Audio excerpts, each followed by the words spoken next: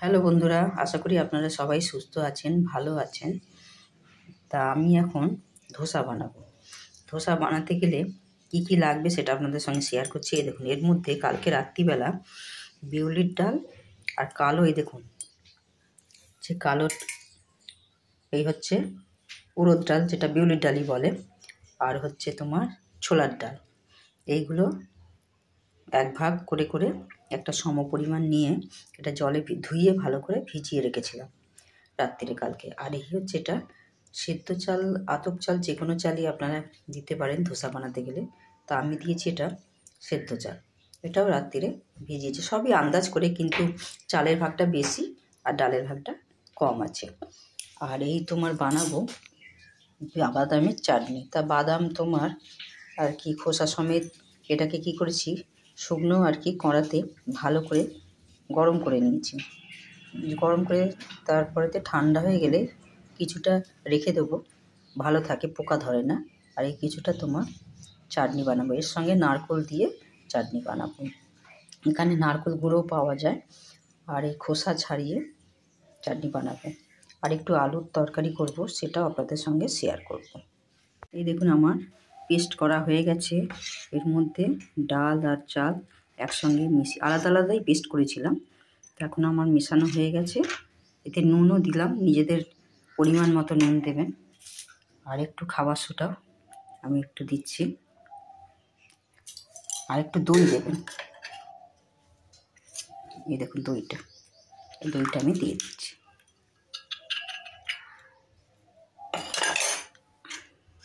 আর এটাকে 10 মিনিটের জন্য একটু ঢাকা দিয়ে রাখবো। আর এই দেখুন আমার বাদামের চাটনি, বাদাম আর নারকেল আর কাঁচা লঙ্কা এগুলো পেস্ট করে এনেছি। এবার এটা একটু সর্ষে, শুকনো লঙ্কা আর কারি পাতা দিয়ে একটু সাঁতলে নেব। আমার বাদামের চাটনিটা করছি, এর মধ্যে আমার সব দেওয়া হয়ে গেছে, কারি পাতা, সর্ষে আর শুকনো লঙ্কা। দেখুন ঝাঁঝ হয়ে গেছে। এর মধ্যে একটু হলুদ, লঙ্কার গুঁড়ো আর একটু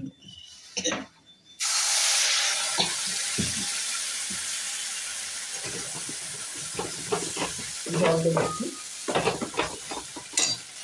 জলটা তো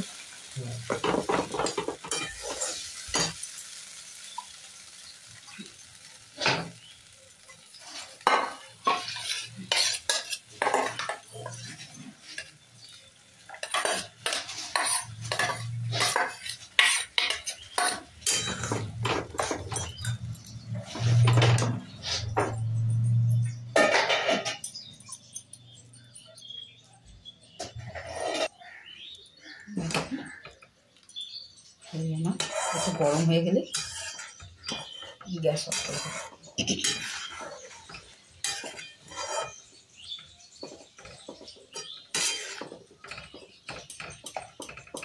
এতে সর্ষে ফোড়ন অবশ্যই দেবে, জিরে অনেকে দিতেও পারেন, নাও পারেন, কিন্তু সর্ষেটা দিতেই হবে।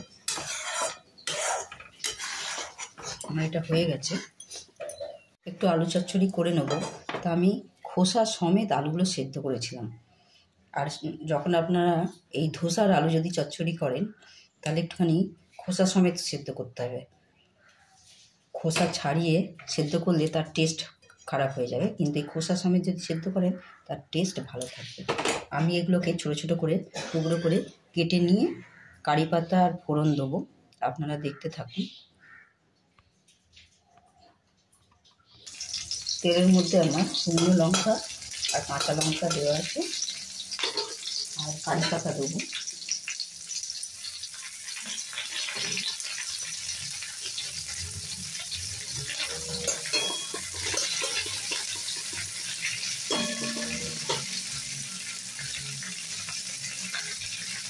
আপনারা সবাই 5 ফোড়ন দেন, আমি দেবো সর্ষে ফোড়ন, সর্ষে আর দেবো কালো জিরে।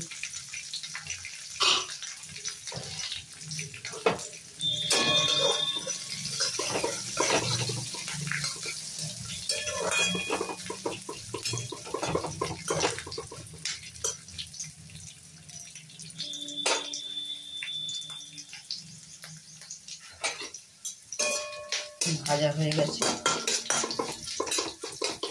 এবার আমি এই যে আলুগুলো ছোটো ছোটো করে কেটে নিয়েছি, এটা এর মধ্যে দিয়ে দেবো।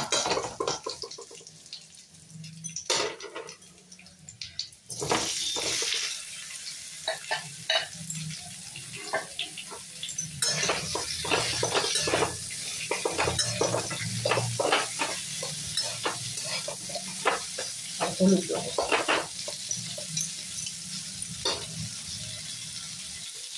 এবার হলুদটা দিয়ে দেবো।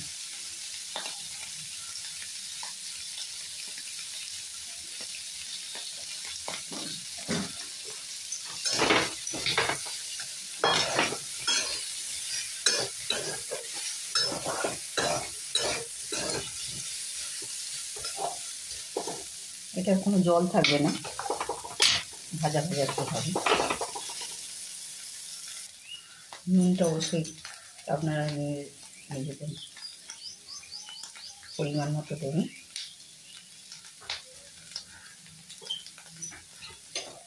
আমরা এই সেদা নমক যেটা বলে পিঙ্ক সল্ট, ওইটা দিই।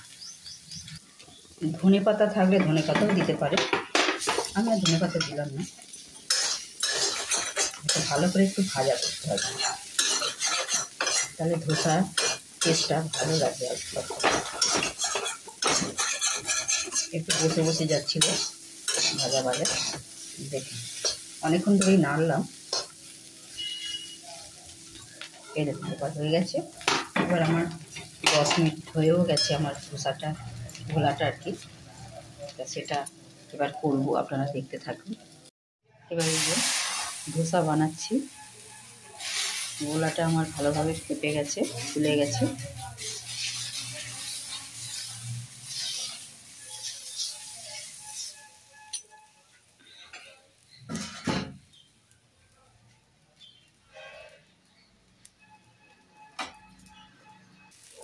এই দেখুন আমার ধোসা দেখুন কড়কড়ে হয়েছে। ওই রকম ডাল দিয়ে আপনারা বানাবেন। দেখুন আপনাদের কেমন লাগলো অবশ্যই জানাবেন। আমি শেষ করি। সবাই